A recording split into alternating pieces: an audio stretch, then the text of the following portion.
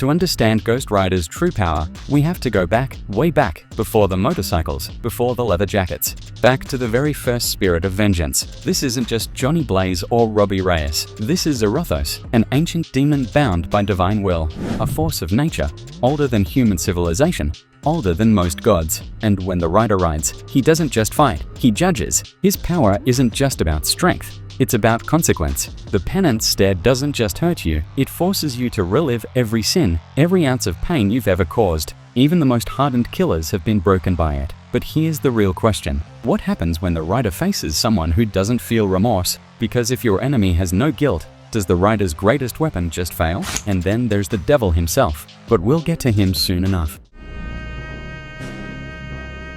So the rider can crush demons and break mortal men, but what happens when he stares down something beyond sin? When he faces the cosmic forces that shape existence itself? Galactus isn't evil, he's necessity, a force of universal balance. So does the spirit of vengeance have power over something that doesn't choose to destroy, but simply must? And what about the Phoenix, a being of death and rebirth, older than time? Can vengeance touch something that exists beyond morality? Here's the terrifying truth. Ghost Rider's power isn't about strength, it's about purpose. And against beings who operate beyond good and evil, his wrath might just fizzle. But there's one being who knows exactly how far the rider's power goes, and he's been pulling the strings from the very beginning.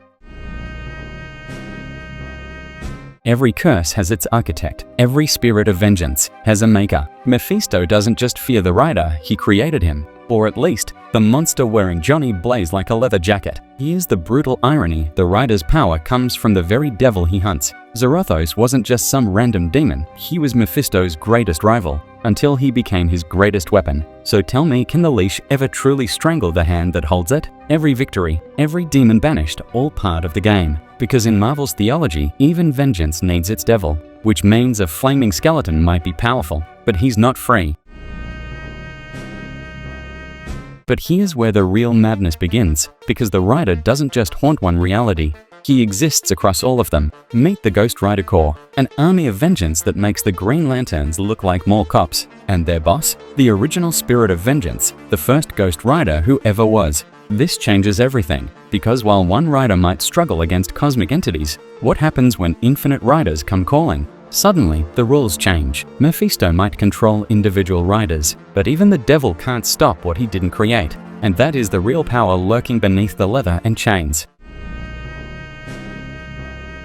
For all his terrifying power, the rider has fallen. More times than the legends admit. Magic can unravel him, cosmic power can override him, and some beings are simply too alien for vengeance to touch. Because at the end of the day, Ghost Rider answers to something older than Mephisto, older than the multiverse itself. The rider isn't the strongest, he's the witness, the enforcer of a balance far beyond his understanding. So no, Ghost Rider isn't Marvel's most powerful being, but he might be the most terrifying proof that power isn't what we think it is. Because true power isn't about strength, it's about being the nightmare that never stops chasing you.